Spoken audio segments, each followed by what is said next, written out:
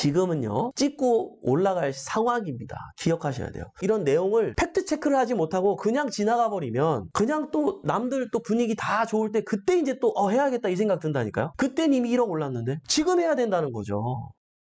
네, 여러분 안녕하세요. 오늘도 활기차게 출발해 보도록 하겠습니다. 여러분 지금 어떻습니까? 지금 입찰에 참여하고 있나요? 계속 싱숭생숭하고 조금 왠지 기다려야 될 것 같고, 부동산 기사에서 내가 지금 처한 상황이 힘들다고 눈을 떼고 있으면 이 좋은 기회를 또 놓치고 잘못 흘러갈 수가 있기 때문에 이 상황 가운데에서도 집중해야 된다, 놓치면 안 된다, 이 이야기를 하고 싶어서 오늘 이런 주제로 가지고 왔습니다. 오피스텔 바닥 쳤나 매매가 들썩. 작년 9월 12월 빌라 거래 8% 증가, 8,500건 그 정도로 지금 상승이 이루어졌어요. 지금 오피스텔 수익률 보이십니까? 23년도 3월에서 24년도 12월까지 2개년도의 수익률 지표를 지금 보여주고 있는 상황인데요. 꾸준히 지금 상승하고 있지 않나요? 작년에 오픈 세미나 때도 말씀을 드렸잖아요. 지금 이거대로 계속 움직이고 있나요? 움직이고 있습니다. 서울 빌라 매매 가격 지수 한번 볼까요? 98.06%에서 99%. 여기 지금 밑에 보면 21년도 6월이 100이라고 봤을 때 이런 기준을 얘기하고 있는 건데, 지금 지표를 얘기하고 있다는 사실을 아셔야 돼요. 오피스텔 수익률도 역대 최고치래요. 그냥 최고가 아니라 역대 최고치. 이 모든 분위기가 그냥 형성된 것이 아니라 수급의 불균형 때문에 올 수밖에 없는 이런 상황들을 기억하셔야 되고, 과연 내년 이맘때 2년 후에 이 지표는 상승해 있을 것 같아요? 떨어져 있을 것 같아요? 이건 또 떨어질 거라고 생각하시나요? 아니에요. 그때 임대차 3법 터지고 나서 기억나십니까? 전세 가격이 막 곤두박질 치다가 50 몇 개월째 전세가 상승, 이것도 마찬가지입니다. 바닥 친 게 맞아요. 오피스텔 빌라 바닥 쳤나? 바닥 쳤어요. 앞으로 10개월 후에도 25개월째 36개월째 상승 반드시 나올 거예요. 진짜 그럴 것 같은데라는 생각이 들었다면 이번 달에 도전하셔야 되는 거예요. 다음 달에 무조건 매입하셔야 되는 거예요.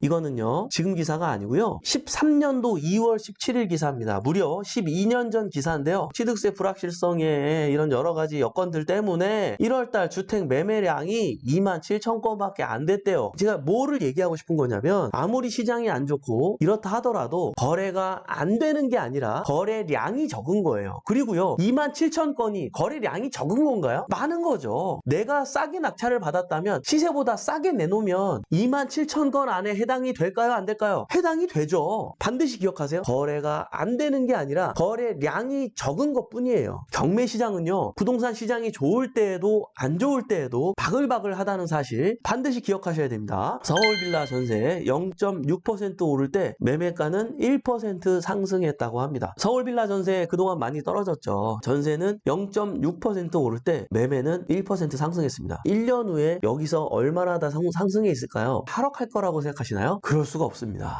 서울에서 빌라 전세가율이 가장 높은 곳은 강서구가 제일 높아요. 그러면 강서구가 제일 좋을까요? 그렇진 않아요. 전세가율이 강서구가 높은 이유는요, 이제 화곡동이 큰 역할을 하고 있는데, 화곡동이요, 매매가가 낮은 대비 전세가율이 높아서 그래요. 영등포구랑 송파구는요, 거기는 매매가 자체가 높아요. 이거는 강서구, 영등포, 상파구 나란히 있다 그래서 같이 보시면 안 된다. 다르게 봐야 된다. 그러면요, 강서구에는 화곡동만 있을까요? 그렇지 않죠. 염창동이나 다른 동도 있는데 그런 곳은 또 상대적으로 양극화예요. 또 괜찮은 곳이에요. 이 지표만으로만 보시면 안 되고 그 지표 안에서 팩트를 체크할 필요가 있습니다.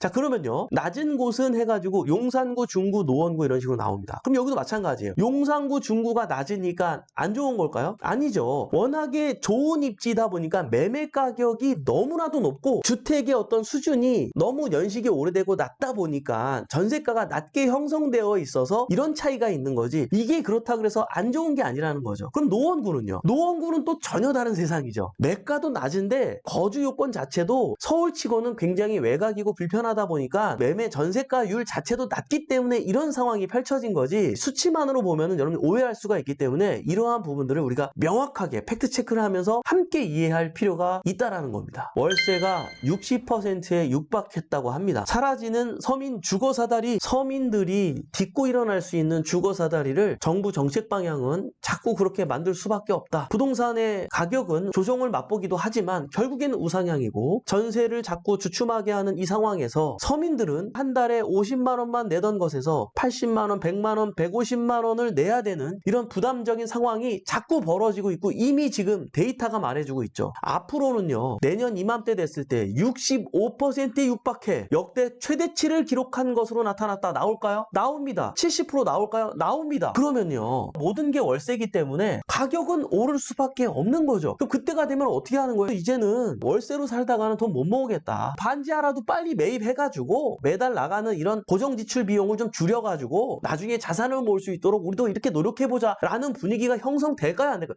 지금 한두 가지의 요인뿐만 아니라 이 모든 요인들을 계산해 보았을 때 이거는 무조건 일어날 수밖에 없는 일이기 때문에 지금 기회라는 거죠. 그러면 어디를 해야 되는지 지도로 한번 얘기를 해보자고요. 현실적으로 조언을 드리자면 좋은 입지에 있는 반지하 빌라도 저는 추천드리고 싶다. 내방이라든지 방배 이 주변에 아파트 가격들이 굉장히 많이 또 신고가를 찍고 있고 또 앞으로 더 지어질 거기 때문에 이 지역 좋은 입지에 빌라가 즐비하다 보니까 아직도 반지하는 2억대 3억대면은 여기 매입할 수 있거든요. 이 금액대 아직 살 수 있다는 거 여러분 진짜 엄청난 기회라고 생각하셔야 돼요. 이 서강대도 지금은 빌라가 굉장히 많습니다. 대학교 근처에 월세 수익률이 좋다 보니까 재개발하자 그래도 안 하고 그렇습니다. 그러나 장기적으로 이곳이 어떻게 바뀔까요? 공덕역에 더 이상 개발할 곳이 없기 때문에 점점점 퍼지게 돼 있습니다. 원래 재개발을 안 하려고 했던 수요들도 다시 재개발을 하기 위해서 꿈틀거리는 분위기로 바뀔 거예요. 그리고 제가 누누이 말씀드렸던 성숙 전략지구 바로 옆에 붙어있는 이 자양 4동 아직 이 가격에 있는 게 말이 되냐고요.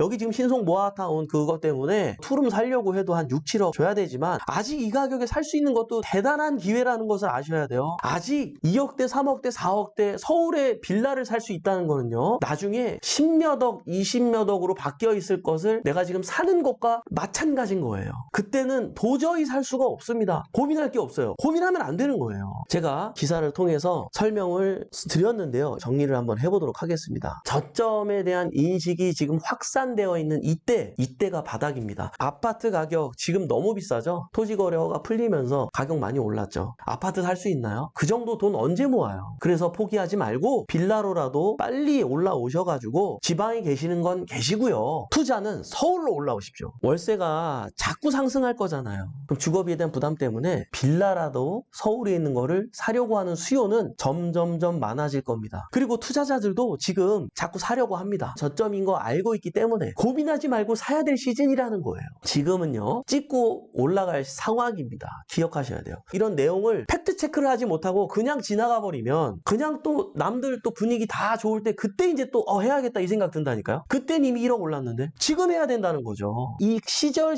팩트를 놓치지 않기 위해서 그래서 여러분들이 군문 경매를 봐야 되는 거예요. 알겠죠? 이런 시장 상황에 맞는 팩트 체크는 제가 놓치지 않고 여러분들한테 해드리도록 할 테니까 오늘도 이렇게 휴안한 인생에서 소중한 시간 함께 해주신 여러분 대단히 감사합니다. 지금까지 백복션 이성재 멘토였습니다. 우리 같이 잘 듭시다. 화이팅!